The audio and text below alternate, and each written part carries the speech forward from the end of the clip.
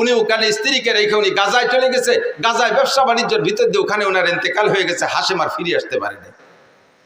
Time হয়ে যাওয়ার পরে মহিলা গর্ভপাত করেছেন, বাচ্চা ডেলিভারি করে দিয়েছেন। ডেলিভারির পর যেই বাচ্চাটা হলো, এই বাচ্চার ভিতরে এবার সেই হাশেমের রূপরেখা নূরে নবুয়তি বাচ্চার মধ্যে চমকাইতেছে। পরিবার পরিজনের সকল সদস্য বাচ্চার চেহারা দিকে মুগ্ধ হইয়া তার নাম রাখতে বাধ্য হয়েছে সাইবাতুল হামদ। সাইবাতুল হামদ মানে প্রশংসার ডিব্বা। এত চেহারা, এত রূপ, এত সবকিছু দেখে সবাই মুগ্ধ। নাম রেখেছে সাইবাতুল হামদ। মায়ের কোলে থাকে, নানা বাড়ি থাকে। থাকতে থাকতে 5-6 বছর যখন বয়স হয়ে গেছে, তখন হাশেমের মক্কা একটা ছেলে ছিল, নাম তার মুত্তালিব। একটু খেয়াল করতে হবে, খুব বোঝার নাম ছিল। তার নাম কি? মুত্তালিব। ওই হাশেমের ছেলে মুত্তালিব। মুত্তালিব খবর পাইছে আমার আব্বা মদিনায় একটা বিয়ে করছেন, সেই ঘরে আমার একটা ভাই জন্ম হয়েছে। আমার আব্বা তো গাজায় গিয়ে মারা গেছে, আমার বিধবা মায়ের কাছ থেকে দেখি আমার ভাইটাকে আনা যায় নাকি। মুত্তালিব চলে গেছে মদিনায়। যাইয়ে খবর নিয়ে খুঁজে পেয়ে গেছেন। পাওয়ার পরে বললেন যে মা, আমার ভাইকে আমার কাছে দিয়ে দেন, আপনি কষ্ট করবেন কেন, আমাদের সন্তান আমরা নিয়ে যাই। অনুমতি দিলেন, নিয়ে চলে আসলেন। উটের পিঠি বসাইয়া মক্কা থেকে মদিনা থেকে মক্কা 450 কিলোমিটার, 450 কিলোমিটার 7-8 দিন পর্যন্ত উটের পিঠে বসে আনতে আনতে আনতে যখন মক্কায় ঢুকছে, পিছনে ছোট বাচ্চা একেবারে ধুলায় ধূসারিত হয়ে গেছে, কাপড় চোপড় ময়লা হয়ে গেছে, গুলামের মতো দেখা যাচ্ছে। যখন মক্কায় ঢুকছে, মক্কিরা জিজ্ঞেস করছে, আব্দুল মুত্তালিব, তোমার পিছে কে বসা? ওনার পিছে কে বসা? মুত্তালিবের ভাই। মুত্তালিবের ভাই। এখন যদি বলে পিছনে আমার ভাই বসা, তাহলে ওনার ইজ্জত যায়। যে গুলামের মতো একটা ময়লা নোংরা ছিঁড়া কাপড় পরা পোলা, সে ওনার ভাই, এইগুলো ওনার ইজ্জত যাবে। বিদায় উনি ভাই বলে পরিচয় না দিয়ে হাজা আব্দি, এটা আমার গুলাম। তো গুলামের মালিক মুত্তালিব। মুত্তালিব হলেন মালিক, আর এইটা হলো সাইবাতুল হামদ হলো গুলাম। আরবিতে 2 শব্দের মিলে আব্দুল মুত্তালিব, মানে মুত্তালিবের গুলাম। আসল নাম হলো সাইবাতুল হামদ। সাইবাতুল হামদ হলো হুজুরের দাদা। তো এখন মুত্তালিব পরিচয় দিচ্ছে, এটা আব্দুল মুত্তালিব, আমার গুলাম। এরপরে বাসায় নিয়ে ধুয়ে মুছে পরিষ্কার করে কাপড় চোপড় নতুন করে পড়াইয়া তার নামে তারে পরিচিত করে দিতে চেষ্টা করতেছেন। কিন্তু আর কোনোদিনও মানুষ তাকে সাইবাতুল হামদ বলে ডাকে না, তারা আব্দুল মুত্তালিবকেই ডাকে। এই আব্দুল মুত্তালিব ধীরে ধীরে ধীরে ধীরে বড় হইলে মুত্তালিবের স্থানে, হাশেমের স্থানে চাবি ছিল মুত্তালিবের কাছে, মুত্তালিবের স্থানে এবার চাবি পেয়ে গেছে এই সাইবাতুল হামদ আব্দুল মুত্তালিব। কাবাগরের চাবি ওনার হাতে, মক্কার নেতৃত্ব ওনার হাতে।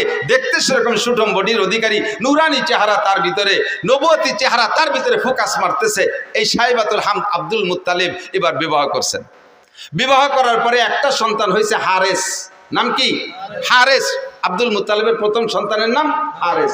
এই ছেলেটা বড় হয়ে উঠছে, মাঝে আর তেমন কোনো সন্তানাদি নেই। তো এই একটা হারেসকে নিয়ে আব্দুল মুত্তালিব কিতাবাদি পড়ে সন্ধান পাইছে যে কাবাগরের পাশে হযরত ইসমাইল আলাইহিস সালামের পায়ের ধাক্কায় জমজম কূপ হয়েছিল। কালের আবর্তে এই জমজম কূপ বন্ধ হয়ে গেছে। দেখি জমজম কূপ কোথায়, সব কিছু ম্যাপ মানচিত্র মাপিয়ে জমজম কূপের স্থানটা নির্ণয় করে হারেসকে নিয়ে 2 বাপ বেটা গেছে সেই জমজম কূপ খনন করতে। তার উপরে অনেক পাথর চাপা পড়ে আছে। 2 বাপ বেটা পাথর সরাইয়া জমজম কূপকে আবিষ্কার করবে, বের করবে, এটা খুব কঠিন ব্যাপার। 2 দিন 3 দিন পর্যন্ত খোঁজার পরে জমজম কূপ বের করতে পারে নাই। একটা সন্তান, তো আমাদের দেশে সুখী সন্তান, এক সন্তানের আব্বা বহুত আছেন না? ছেলে হোক মেয়ে হোক, কয়টা? একটা অথবা 1.5টা অথবা 2টা। 1.5টা মানে ঠ্যাং একখান নাই, হাত একখান নাই, আজ কোন পঙ্গু হয়েছে, আর একটা পুরো সুখী সংসার। এবার আমরা অত্যন্ত খুশি। একটা ছেলে একটা মেয়ে, জায়গা জমি বহুত কিছু আছে, ব্যবসা বাণিজ্য আছে, বড় আনন্দিত। তবে এক সন্তানের বাপ হওয়া অতটা সুখের বিষয় না। সময় সময় এক সন্তানের বাপ মহা বিপদেও পড়ে যায়। কথা বল না কেন? যেই বিপদে পড়ে আব্দুল মুত্তালিব আল্লাহর কাছে মান্নত মানছে। আমাদের দেশের বিপদ কি? আপনার পাশের বাড়িওয়ালা যদি থাকে, পাশের বাড়ি আপনার এক স্বাস্থ্য বাড়ি যদি 7টা ছেলে হয়, 7 ছেলের বাপ, তাহলে যেই বাপের 7টা ছেলে একবারে ঝাঁকা মেরে তাগড়া জুয়ান হয়ে ওঠে, 80 বছরে বাপেরও ফিরে যৌবন ফিরে আসে ছেলেদের শক্তির সাথে সাথে। এরা 8 বাপ বেটা লাইঠেল। আর আপনারা সুখী সংসার 2 বাপ বেটা, সুখী সংসার 2 বাপ বেটা, আর ছেলে মেয়ে নেন নাই। আর উনরা 8 বাপ বেটা, আটখানিক জায়গা নিয়ে পাশের বাড়ি এলাকার সাথে যদি গন্ডগোল লেগে যায়, 2 বাপ বেটা 8 বাপ বেটার সাথে যদি লাগে যায়, এই সুখী সংসার ওই 8 বাপ বেটার সাথে অসুখী সংসারের সাথে যদি পিঠে পিঠি লাগে, মায়ের কারা খাবে? সুখী সংসার মায়ের খেয়ে শুয়ে যাবে না? কথা কয় না? 2 বাপ বেটারে বাল হইয়া 8 বাপ বেটা একেবারে দোড়া চাপের মতো টান টান রাস্তায় শুয়াই থিছে। পুরো মারি ফেলে নাই, মরে নাই। তো বুড়ো এই 80 বছর বয়সে সুখী সংসারের বুড়ো মায়ের খাইয়ে টান টান হয়ে এখন লম্বা লম্বা হাই ছাড়ে আর যদি 2 সাইডে থাকতো তাহলে এরকম জোড়া বাড়ি খাতাম না, আর 2 সাইডে থাকলি জোড়া বাড়ি খাইতাম না। বসছে কোন সময়, যে সময় ওনার পার্স পাতি সব শেষ। আর হাজারো চেষ্টা করলে 2 সাইডের বাপ হওয়া সম্ভব, আল্লাহ যদি দেয় সেটা তার ব্যাপার। অসময় আছে তুমি সুখী সংসারে দুঃখী সংসারে অনুভব করতে পারছো। হারেস সাইবাতুল হামদ আব্দুল মুত্তালিব সময় মতোই বুঝে ফেলাইছে যে আমার এই এক সন্তান দিয়ে জমজম খুব খুঁজতে পারলাম না, যদি এরকম 8 বাপ বেটার সাথে কাজী ডাঙ্গে লাগিয়েই যায় তাহলে তো মায়ের খাইয়ে আসতে হবে। সাথে সাথে কাবা ঘরে গিলাপ ধরে মান্নত করছে, আল্লাহ যদি তুমি আমার 10টা পুত্র সন্তান দাও, যদি 10টা পুত্র সন্তান দাও তাহলে একটা সন্তানকে আমি তোমার রাস্তায় এই কাবা ঘরের পাশে জবাই করে দেবো, কুরবানি দেবো। কি এই সামান্যতের মান্যত চিনতে হতে পারেন? ওনার জন্য এই মান্যত পুরো করা ওয়াজিব, কিন্তু এমন মান্যত যদি এই সমাজে কেউ করেন এই মান্যত পুরো করা ওয়াজিব না। অনেকে মানে, মারা বিশেষ করে মারা মান্যত মানে সন্তান যদি অসুস্থ হয়ে পড়ে আল্লাহ যদি তুমি আমার বাবারে বাঁচাও, আল্লাহ আমার বাবার রোগ আমারে দিয়ে আমার বাবারে সুস্থ করে, এরকম করে মারা। নিজের রোগ বাবার সন্তানের রোগ আমারে দিয়ে আমার বাবারে বাঁচাও, আমার হায়াত তারে দিয়ে আমার বাবারে বাঁচাও, যদি আমার বাবা বেঁচে যায়, আমার সন্তান যদি বেঁচে যায় তাহলে আমি জীবিত অবস্থায় 7 দিন কবরে থাকবো। খাইয়ে দেখছো কিরম এরকম মান্যতের মশালা আমার কাছে আসে, মিথ্যে কথা বলতেছি না। এই কত যে আসে মাঝে মাঝে উদ্ভট মানে এই মান্যতের কথা। একজনে মান্যত মানছে, হুজুর আমি নিয়ত করছি কাবা ঘরে একটা হেরিকেন দেব। কাবা ঘরে গেছি মানে হেরিকেন লাগাই কোন জায়গা?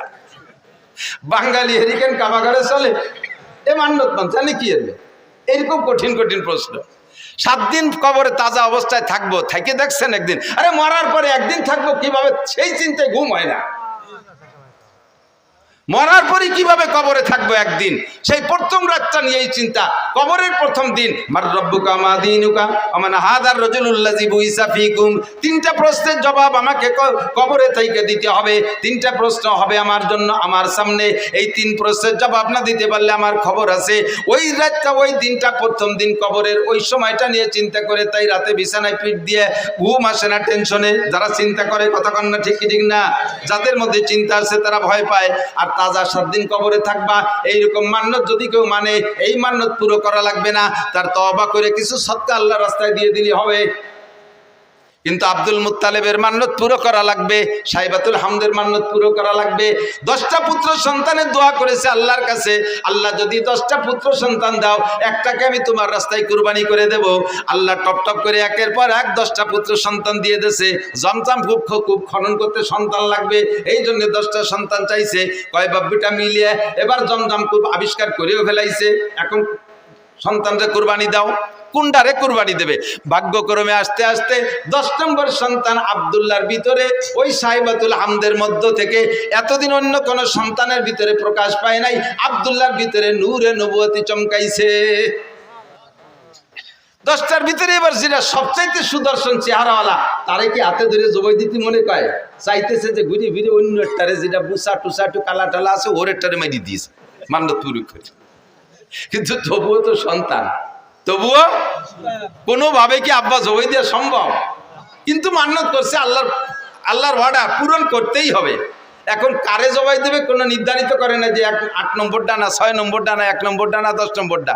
কাজেই একটারে বের করতে লটারি লাগবে। এবার একের থেকে হারেস থেকে নিয়ে লটারি করা শুরু করছে। যে কয়বার লটারি করছে 3 বার, প্রত্যেকবার আব্দুল্লাহর নাম আসে। যেটারে সবচেয়ে ভালোবাসে, যারে বাঁচায় রাখার জন্য লটারির পদ্ধতিতে গেলেন, সেইটার নামই আসে বারবার। তো যেহেতু 3-4 বার বা প্রত্যেকবার লটারিতে ওই একই নামে আসে, এখন তারে তার বাঁচানোর উপায় নেই। তো বাবা জামা কাপড় পরে রেডিও, তোমারে জবাই দিই। আল্লাহর হুকুম, আল্লাহর মান্যত পুরো করতে হবে।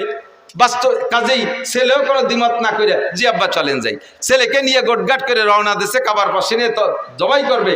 তো আব্দুল্লাহর বোন, একেবারে উনার মায়ের পেটের যে বোনটা, এই বোনটা বারবার কাঁদতেছে, আব্বা তুমি দরকারে আমারে জবাই দাও, আমার ওই ভাইটারে জবাই দিও না। ও ভাইয়ের মধ্যে কিছু না কিছু আছে, ভাইয়ের ভিতরে অন্য কিছু থাকতে পারে। ভাইয়ের যে চেহারা, আব্বা হাজার হাজার মানুষ তার পাগল, তুমি আমার ভাইরে জবাই না দিয়ে আমারে জবাই দাও। বোনে কাঁদতেছে। কয় মা সেটা তো আসলো না লটারিতে, তোর নামও তো লটারিতে এটা নিয়ে দেখলাম, তাও তো আসে না, কি করব? তখন আব্বা একটা পদ্ধতি অবলম্বন করেন, যদি এসে যায় ভাগ্য পরিবর্তন হয়েও যেতে পারে, 10টা উটের সাথে আর আমার ভাই আব্দুল্লাহর সাথে একটা লটারি টানেন। 10টা উট আর আব্দুল্লাহ, দুইজনের মধ্যে লটারি টানেন। সেই সময় একজন মানুষকে যদি কেউকে যদি কেউ হত্যা করতো, একজন মানুষের জীবনের বিচার 10টা উট, সেই জন্য 10 উটের সাথে লটারি টানতে বলছে। তো 10 উটে লটারি টানছে, এ জায়গায় 10 উটের নামে লটারি আসে নাই, আব্দুল্লাহর নামে শিখেছে। আব্বা তাহলে 20টায় টানেন, 20টে টানছে, তা আব্দুল্লাহর নাম। 30টায় টানেন, তা আব্দুল্লাহর নাম। 40টায় টানেন, তা আব্দুল্লাহর নাম। 90টায় টানেন, তাও আব্দুল্লাহর নাম। কয় যে মা আর বাঁচানো গেল না, আর কত টানবো? কয় যে আব্বা আর শেষবারের মতো 100 উটির সাথে একটা টান দিয়ে দেন। একদিকে 100 উট, আরেকদিকে আব্দুল্লাহ। এই 100 উট আর আব্দুল্লাহর ভিতরে লটারি টানলে এবার 100 উটের নামে লটারি আসছে, আব্দুল্লাহ বাইসে গেছে। বলেন আল্লাহু আকবার। আল্লাহ নবী আলাইহিস সালামকে আল্লাহ তাআলা দুনিয়া আনতেছেন, সবাই টাকা দেন যাবে না। আর দোয়াই দেখছো, গাই দোয়াইছো কোনোদিন? না ফানাইয়ে দোয়ানো যায়, দইরে টান দিলি বান ছিঁড়ে যায়, দুধ বেরিয়ে।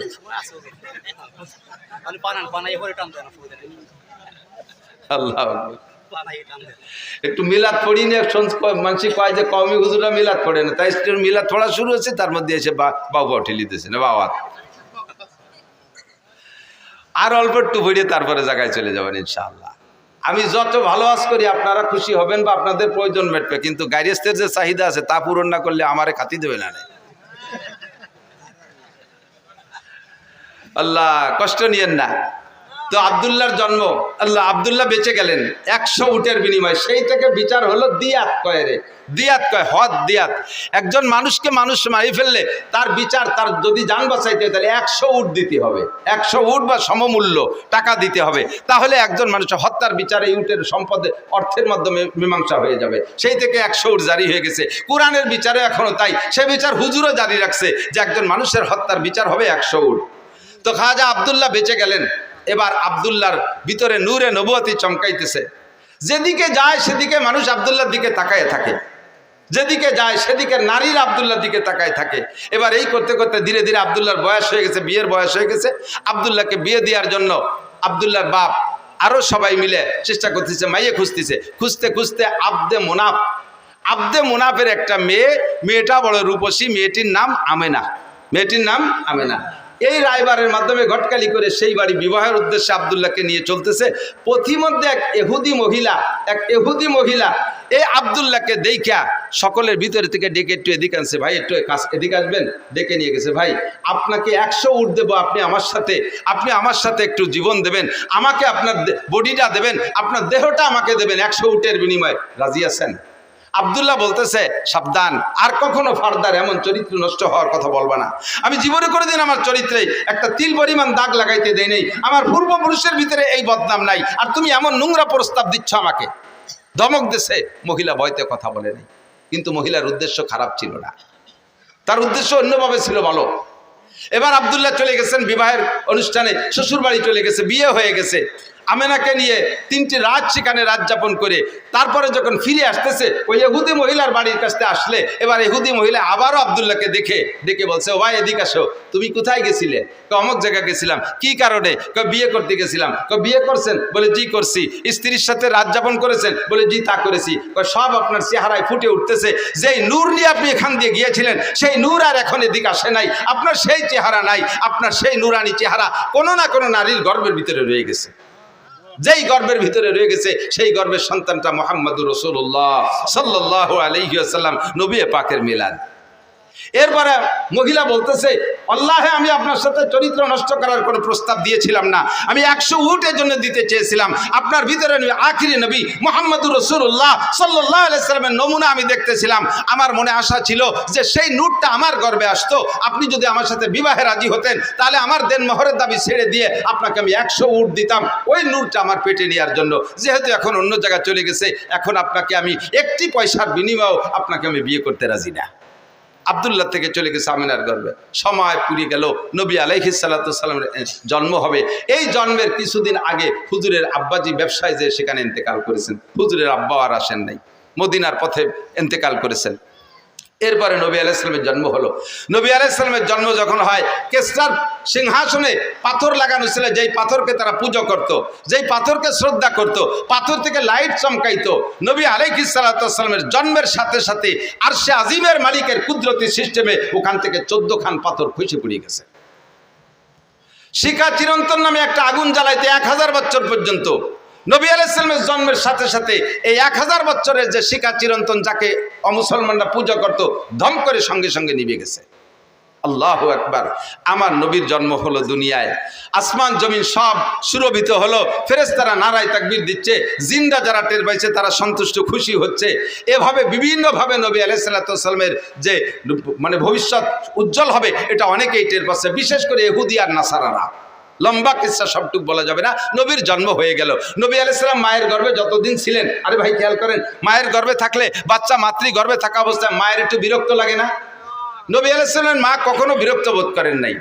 এবং জন্মের পরে, জন্মের সময় সব নারীদের রক্তক্ষরণ হয়। আমার নবীর জন্মের পরে নবীর মায়ের পেট থেকে কোনো রক্তক্ষরণ হয় না, কোনো নিফাসের রক্ত হয় নাই। বাচ্চাকে মায়ের পেট থেকে নাড়ি কেটে পৃথক করা লাগে, নবী আলাইহিস সালাম নাড়ি কাটা অবস্থায় জন্ম নিয়েছেন। বাচ্চারা একটু বড় হওয়ার পরে 6-7 বছরের ভিতরে খাতনা করাইতে হয়। কয় বছরের ভিতরে? 6 থেকে 7 বছরের মধ্যে খাতনা। আসলে বয়স কোনো লিমিটেড না, নিয়ম হলো পুত্র সন্তানদেরকে আমাদের মুসলমানদের সুন্নত হলো খাতনা করানো, ইব্রাহিম আলাইহিস সালামের সুন্নত। তা খাতনা করাইতে কোন বয়সে? মানুষের সামনে বাচ্চাটার প্যান্ট খুলতে গেলে, পরনের কাপড় খুলতে গেলে যখন লজ্জা বোধ করে, তার সেই লজ্জার টাইমের ভিতরে তারে খাতনা করাই দিতে হয়। তো লজ্জা বোঝে কোন সময়? 2-3 বছরের লজ্জা বোঝে, 3-4 বছরের লজ্জা বোঝে, 5 থেকে 6-7-এর ভিতরে সে লজ্জা বোঝে। মানুষের সামনে এবার প্যান্ট খুলতে গেলে, আমার ছেলেরে নিয়ে গেছে নদীর ঘাটে গোসল করতে, যে বললাম আব্বু তোমার শুকনো প্যান্টটা খুলিয়ে গোসল করো, সে সময় তার 6-7 বছর বয়স। ওরা আমি খোলার জন্য চেষ্টা, তুই চিবিয়ে দূরে যায় না, আমি বলবো না, আঞ্চির মধ্যে একটা হবো না।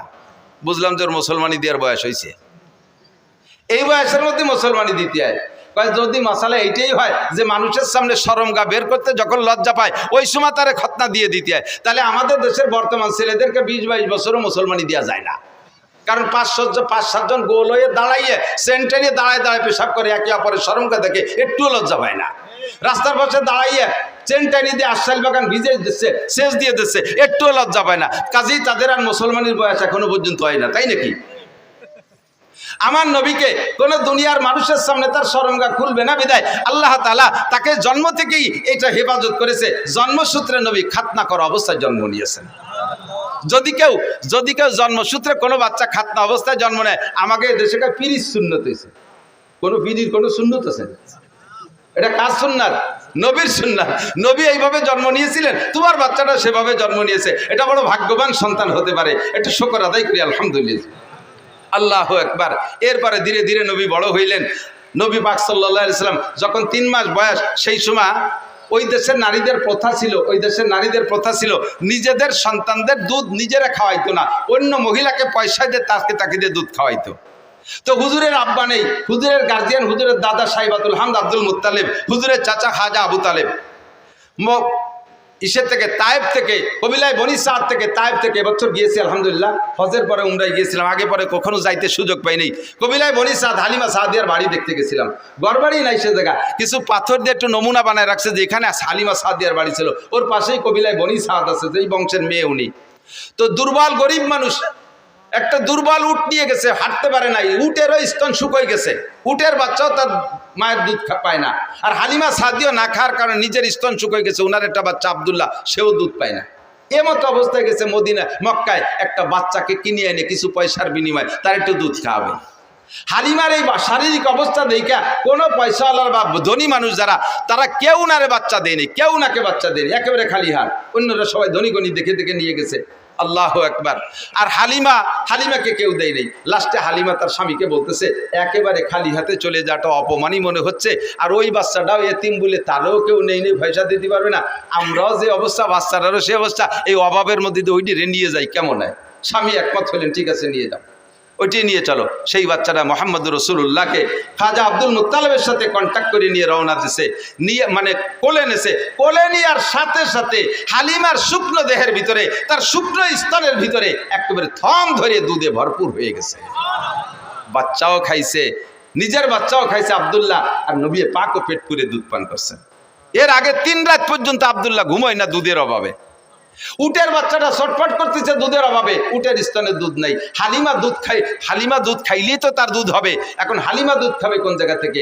সেই শুকনো স্তনওয়ালা উটটার থন সম্পূর্ণ দুধে ভরপুর হয়ে গেছে। উটের বাচ্চাও খাইছে, দোয়াইয়ে উন্ডাও খাইছে, আরামসে ঘুমাইছে। যেই উটটা হাঁটতে শক্তি পায় না, সেই উটের পিঠে সওয়ার হয়ে 3 জনে রওনা দিছে। শক্তিশালী সব উটকে পিছে ফেলাইয়া আমার নবীর উট সবচাইতে আগে চলে গেছে। 3 মাসে বাচ্চাকে নিয়ে চলে গেছে। যখন 2 বছর পুড়িয়ে গেছে, দুধ খাওয়ানোর মেয়াদ শেষ, এরপরে নিয়ে আসছে হালিমা আবার আমেনার কাছে, এনে বলতেছে, মা এই যে আপনার বাচ্চা। তা আমেনা বলতেছেন, বাচ্চাদেরকে মূল আদর্শ সামাজিকতা যদি শিখাইতে হয়, তাহলে মূল আদর্শ আর সামাজিকতা আছে গ্রাম অঞ্চলে। শহরে 12 ভেজালি মানুষ, শহরে 12 দেশের মানুষ, এ জায়গায় মূল আদর্শ খুঁজে পাওয়া যায় না। আদর্শ আসল ভাষা গ্রাম অঞ্চলে, মূল আদর্শ গ্রামে। কাজেই বাচ্চাটাকে আরো কয়দিন রাখেন, আরো কিছুদিন রাখলেন। 4 বছর যখন রাখছে, 4 বছরের ভিতরে ফাঁকে একবার আব্দুল্লাহ আর হুজুর 2 জন পাশে এক জায়গায় খেলাধুলা করতে গেছে। হালিমার ঘরের থেকে বেরোইয়া আমি সে জায়গাটাও দেখে আসছি আলহামদুলিল্লাহ। যে জায়গায় হুজুর আলাইহিস সালাম খেলাধুলা করতে গিয়েছিলেন, হঠাৎ করে 2 জন লোক আইসা, জিব্রাইল আর মিকাইল, মানুষের রূপ ধারণ করে, তসতুম মিনাজ যাহাব মুলাবাতুম মিনান নূর মিনাস সালজ, বরফওয়ালা নূরের পানি একটা পাত্রে, স্বর্ণের একটা পাত্রে আইনা রাইখা নবী আলাইহিস সালামকে ধরে চিৎ করে শোয়াইয়া হলকুম থেকে নাভি পর্যন্ত ফেরি ফেলাইছে। এই ফাড়া দেখা আব্দুল্লাহ দৌড়ে চলে গেছে। মার গো, মা 2 লোক আইসা আমার বাইরে বুক পড়ি ফেলাইছে, আমার বাইরে ফেলাই দিল। হালিমা আর তার স্বামী 2 জন পাগলের মতো দৌড়ে গেছে, যে দেখে যে নবী আলাইহিস সালাম পড়ে আছে। এর ভিতরে কাজ সারি চলে গেছে, অপারেশন হয়ে গেছে। বুক ফাইড়া কলিজা বের করে, হাড় লাঞ্চ বের করে, ওই পানি ঠান্ডা পানির মধ্যে ভিজাইয়া ভালো করে নাড়াচাড়া করে, সুন্দর করে ধুয়ে মুছে পরিষ্কার করে, কলিজার ভিতরে আরেকটা অপারেশন করছে। তার ভিতরে ছোট্ট একটা রক্তের টুকরা ছিল, ওইটারে বের করে ফেলেছে। এইটা হলো নফস। এই রক্তের টুকরাটা নফসকে বের করে দিয়ে পরিষ্কার করে ভিতরে সেট করে দিয়ে বুকটারে ডলা দিছে, সুন্দর করে সে আগের মতো হয়ে গেছে। হুজুর উঠে চুপ করে বসে আছেন। হালিমা এসে, বাপ কি হয়েছে আব্বু, তোমার কি হয়েছে? তো কাজে আমি তো দেখলাম 2টা লোক আসলেন, এরপরে কি হয়েছে আমি তা কইতে পারি না। দেখে যে বুকের এখানে একটা দাগের মতো আছে। যা বলছে আব্দুল্লাহ তাই। 3 মাসে বাচ্চার ভিতরে কোনো ইনসাফি মিজাজ হতে পারে, কোনো যোগ্যতা হতে পারে? 3 মাসের বাচ্চা বিচার ন্যায় বিচার বোঝে? আল্লাহ পাক রব্বুল আলামিন নবী পাককে জন্মসূত্রে এমন একটা চরিত্র দিয়ে তৈরি করেছেন, যার জন্মের পর থেকে কখনো এই চরিত্রের ভিতরে কেউ তিল পরিমাণ দাগ দেওয়ার সুযোগ নেই। আল্লাহ পাক বলেন, ওয়া ইন্নাকা লাআলা খুলুকিন আযীম, আপনাকে জন্মসূত্রে সর্বোত্তম চরিত্রের অধিকারী করে বানাইছি। জন্মসূত্রে আপনি ন্যায় বিচারক, জন্মসূত্রে আপনি আখলাকি, জন্মসূত্রে আপনি শিষ্টাচারওয়ালা, জন্মসূত্রে সর্বোত্তম চরিত্রের অধিকারী। 3 মাসে বাচ্চা আমেনার ঘরে যাইয়া কখনো আমেনার 2টা স্তনের দুধ খেয়ে সাবাল করে দেয় নাই। নবী তো ইচ্ছা করলে করতে পারতেন, আমার দাদা টাকা দেবে, আমি কেন একটা দুধ পান করব? 2টা দুধ পেট ভরে খেয়ে থাকলে তার ছেলে খাবে, নইলে খাবে না, আমি তো টাকার বিনিময়ে খাবো। আমার নবী ইনসাফি মিজাজে কখনো হালিমার 2টা স্তন খান নাই, সর্বদা একটা স্তন খেয়েছেন। এবং তা কোন স্তন খেয়েছেন? যতদিন দুধ পান করেছেন ততদিন ডান স্তনের দুধ পান করেছেন, কখনো বাম স্তনে চাটা দেয় নাই। বাম স্তনের দুধ হারাম তা না, কিন্তু নবী পাক যে ডানপন্থী নবী, ডানওয়ালাদের নবী, ডানকে নবী ভালোবাসেন, এর প্রমাণ জন্মের পর থেকে প্রমাণ করানোর জন্য আল্লাহ পাক নবী পাকের স্বভাব দিয়েছে জীবন ভরে ডান স্তনের দুধ খেয়েছেন, যতদিন দুধ খাইছেন। আর আব্দুল্লাহ বাম পাশেরটা খাইতেন। আল্লাহু আকবার। আমার এই নবীর চরিত্র সম্পর্কে জন্ম থেকে নিয়ে 40 বছর পর্যন্ত যে আখলাক, এই আখলাকের নাম হলো, এই স্বভাবের নাম হলো, আরবিতে কয় আখলাক। এটার নাম কি? আখলাক। আর আখলাক মানে একটু বোঝেন, প্রত্যেকটা মানুষেরই জন্মসূত্রে একটা আখলাক আছে। শুধু মানুষটা, সব প্রাণীরও আছে, প্রত্যেক প্রাণীরও জন্মসূত্রে আখলাক আছে। জন্মসূত্রে যে স্বভাবটা নিয়ে আসে এর নাম আখলাক। খিলকাত মানে জন্মসূত্রে স্বভাবের নাম হলো আখলাক। যেমন এদিক তাকান, মুরগির বাচ্চা ডিমিতে বেরোয়, মুরগির বাচ্চা ডিমিতে বেরোয় না? ডিমিতে বেরোইয়া ওর দুধ খাতি হবে না খুদ খাতি হবে, এর কোন স্কুলে পড়ানো লাগে? সব মুরগির বাচ্চা জন্মের পরে 3 মাস দুধ খায় না? কথা কয় না? কি খায়?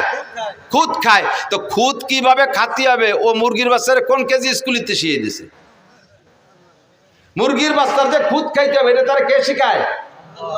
আল্লাহ শিখায়। বলবেন যে বাড়ির মুরগিতে তার মা শিখাই দেয়। হ্যাঁ, বাড়ির মুরগি তার মা শিখাই দেয় বাচ্চারা এইভাবে খুদ খাইতে হয়। বাড়ির মুরগিতে তার মা বাচ্চারা শিখাই দিল, কিন্তু পোল্ট্রি মুরগির মার নাম কি?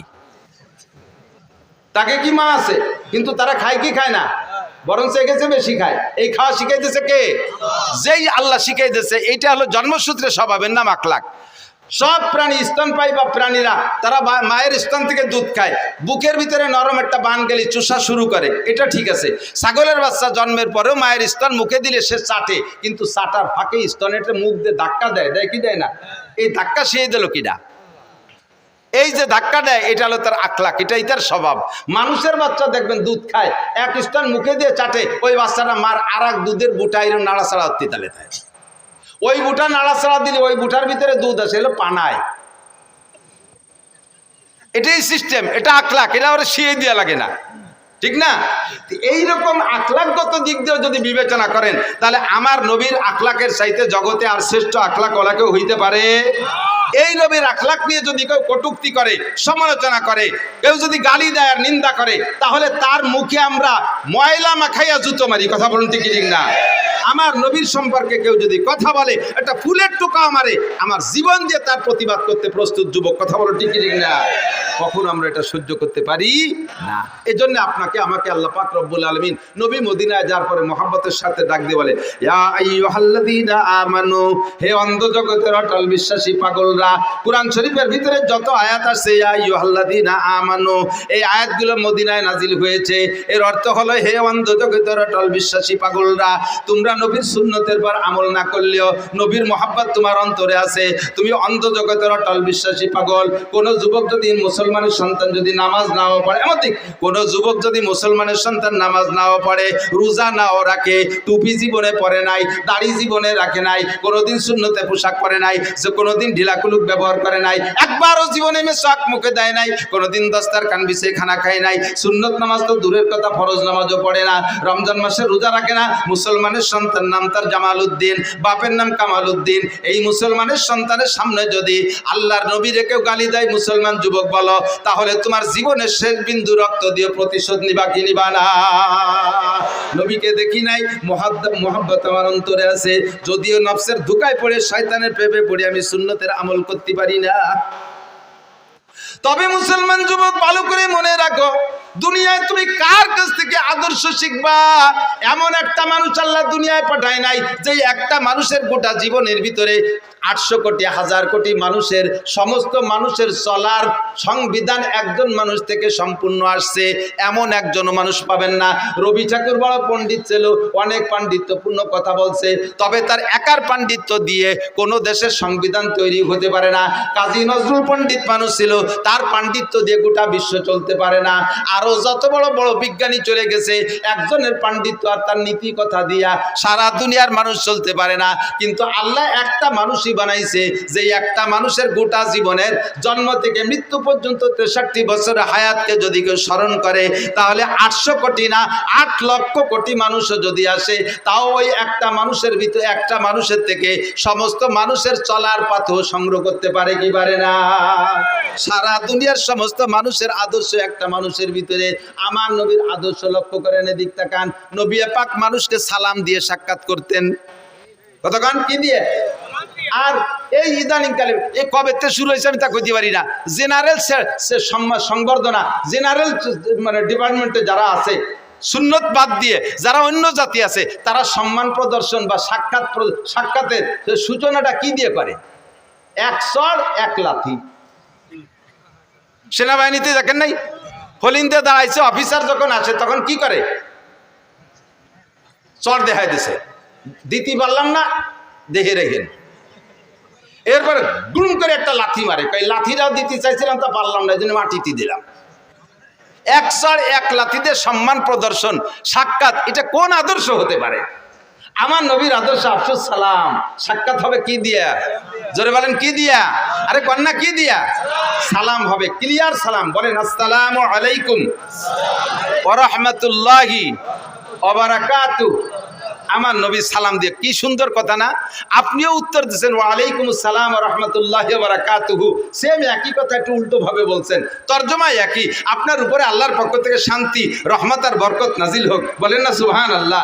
আমিও বলছি, আপনিও বলছেন। হুজুর বলেন আফসুস সালাম, বাপে ছেলেরে সালাম দাও, স্বামী স্ত্রীকে সালাম দাও, স্ত্রী স্বামীকে সালাম দাও, সন্তানরা আব্বারে সালাম দাও, দাদায় নাতিরে সালাম দাও, নানায় নাতিরে সালাম দাও, উস্তাদ ছাত্ররে সালাম দাও, ছাত্র উস্তাদরে সালাম দাও, চাচায় ভাতিজাকে সালাম দাও, সবাই সালামের প্রচলন দাও। তার